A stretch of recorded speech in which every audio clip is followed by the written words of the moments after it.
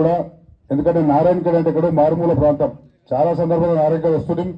గతానికి 2015లో ఎమ్మెల్యే ఎన్నికైన భూపారెడ్డి గారు ఎన్నికైన తర్వాత మన ట్రబుల్ షూటర్ అభివృద్ధి కాముడు నిరంతరంగా తెలంగాణ రాష్ట్రాన్ని అభివృద్ధి పథంలో నడపాలని చెప్పి కేసీఆర్ గారు ఆశీర్వాదంతో ముందున్నటువంటి హరీష్ అన్న నాయకత్వంలో నారాయణఖేడ్ అన్ని గ్రామాలు ఏరియాలు అభివృద్ధి చేస్తున్నామో మనకు తెలుసు.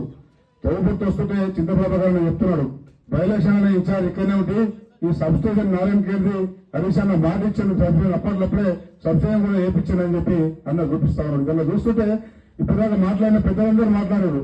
నారాయణఖేడ్ గతం లేకుండే భూపాలన్న ఎమ్మెల్యే అయినాక ఎంత అయింది, మరి ఇప్పుడు 22 నెలల్లో ఏమైందో మీ అందరికీ బాగా తెలుసు. ఎందుకంటే నారాయణఖేడ్ అంటే ఏదో షూట్ టాప్ చేసుకుని షూట్ ఫోటో వేసుకుని బయట వెళ్ళేటోళ్ళు గారు.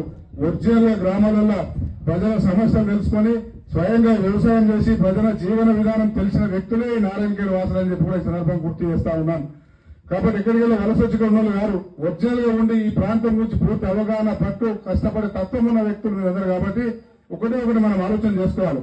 మరి ఎలా హరీష్ అన్న మనకు ఆరోగ్య శాఖ మంత్రి ఉండే, జిల్లాకు ఉమ్మడి మెదక్ జిల్లా జరుగుతుండే, రాష్ట్రం అంతా జరుగుతుండే, ఎన్నిసార్లు వస్తున్నాయో ఏం చేస్తున్నాయో చూస్తున్నాం. మరి ఆయన స్థానంలో వచ్చినటువంటి ఇవాళ అందోళన మంత్రి, ఆరోగ్య మంత్రి అయిన జిల్లాకు కాదు రాష్ట్రానికి కాదు అందోళన మంత్రి ఆయన దగ్గర సింగూరును బాగు చేసుకుని సోయి లేదు. నారాయణఖేడ్కి వచ్చి ఏం చేస్తారు మనకి ఏం లేడిగా 2 ఏళ్ళు అయిపోయింది ఆల్రెడీ.